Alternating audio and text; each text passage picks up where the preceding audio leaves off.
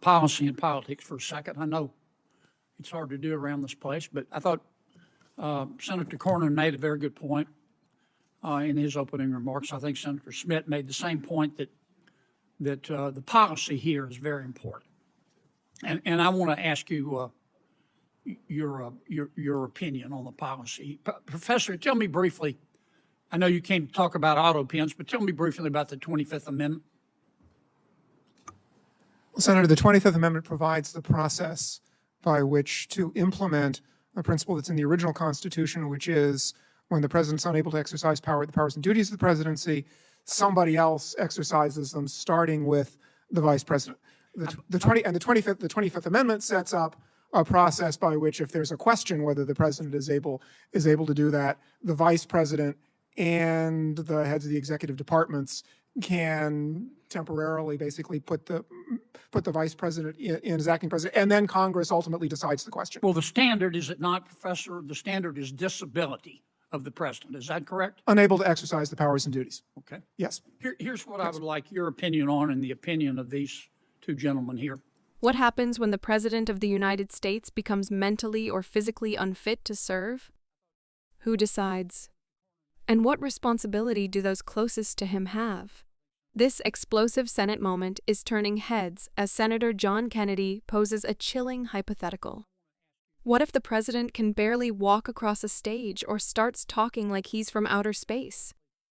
In this video, we're breaking down that gripping exchange, the 25th Amendment, and what it means for America's future leadership. If you care about truth, power, and responsibility, don't forget to click the subscribe button. Let's get into it. You have all been staffers. You've worked in government. You've had a boss. In Mr. Spicer's case, his boss was the President of the United States.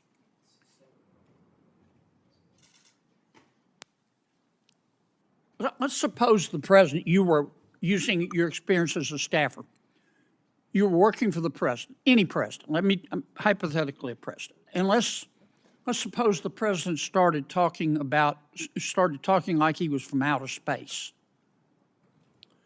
Let's suppose the president became fatigued very easily.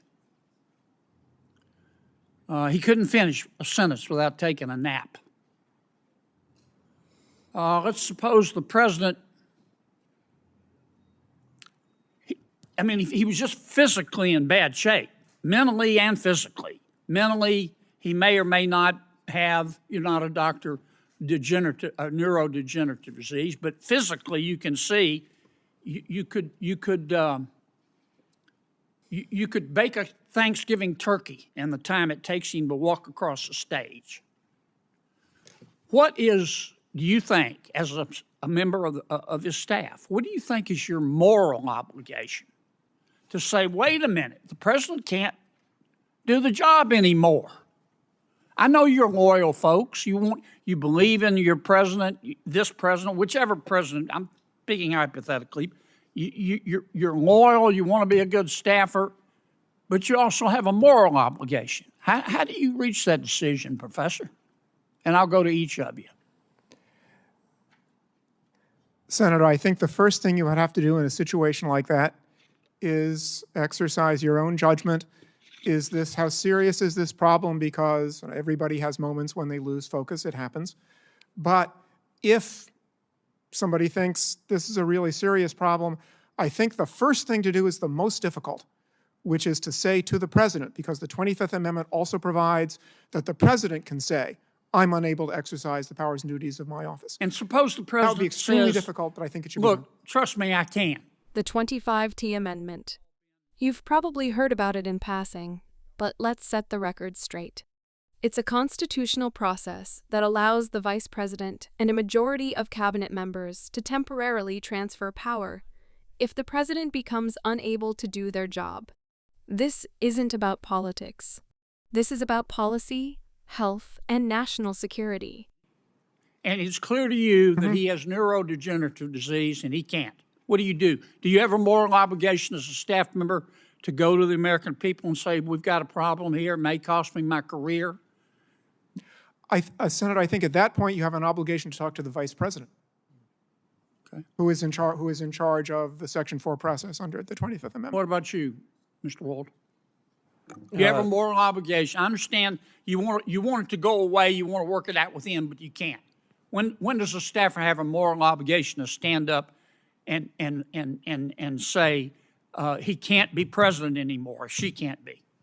Well, Senator, the 25th Amendment only works if individual staffers or officers of the United States exercise that kind of moral judgment. That's what I'm asking you. Yeah, so, I mean, I think always, as the professor said, I mean, the presidency is an enormous burden, so it would be not one instance, it would have to be several instances of a failure to exercise judgment. Okay. How do you make that decision? You're the staffer. I get it. Yeah, well, I think it begins with prayer, of course, but after that, I think it's conversation with other staffers, and if you're unable to confront the president or to raise the issue with the vice president, you should resign. What about you, Mr. Spicer? Do you stand up and do it and tell the truth and run, or do you have a greater obligation to your boss? Well, luckily, I didn't have that problem. But I would say that you have a moral obligation as an American, as a citizen, as a human being. If the leader of the free world cannot conduct themselves to make the decisions that are critical to this country and to the world, you absolutely have a moral obligation to follow the chain of command. And if they don't act, then you must. Do either of you gentlemen disagree with that? Professor? Senator, I think acting means talking to the people who have the responsibility or in a position under the Constitution to do something. You don't about the agree with situation. Mr. Spicer? Senator, I'm not sure exactly what he has in mind, other than talking to the people who can make the decision. I'm just trying to ask. You've all been staffers. Suppose you go to everybody you're supposed to go to, and they all say, "My advice to you is to shut up." Do you have a moral obligation as a staffer to say, "Look, this person can't be president of the United States. It isn't policy. He physically can't do it." Senator Kennedy, it's not a question of whether a staffer has that obligation. It's whether you as an American have that obligation, and I think each and every one of us does. Yeah, but you can see it. An American can't. Professor, what do you think? Senator, I think there are situations under which someone in that position should speak publicly, but I also think that the views of a single individual who is not the person who is constitutionally responsible for taking measures should be considered by the public as just the views of one individual who has some information about the subject. Former White House officials gave raw answers. One said the first step is private judgment. Another admitted it begins with prayer. And all agreed, if things don't improve, they must go to the vice president. If that fails, resignation might be the only honorable path left. But here's the kicker. What if everyone in the chain says, "Shut up and stay quiet"? That's when the question of moral courage comes into focus. Would you still speak out? Comment on your thoughts. And before you do, hit subscribe so you don't miss our next deep dive on this crucial issue. This isn't about Democrats or Republicans. It's about responsibility. A staffer might just be one voice. But if they witness the president deteriorating, mentally or physically, they may be the only voice that can ring the alarm. But then comes the price. Your career, your reputation, maybe even your safety. So do they risk it all? The professor says the public should see it as the view of one individual. But in moments of crisis, one voice might save a nation. Don't miss more truth-telling like this. Tap that subscribe button and join the conversation. In the end, Senator Kennedy's question wasn't just hypothetical. It's a moral test for every staffer, every advisor, and every citizen. What if the president you serve can no longer serve the people?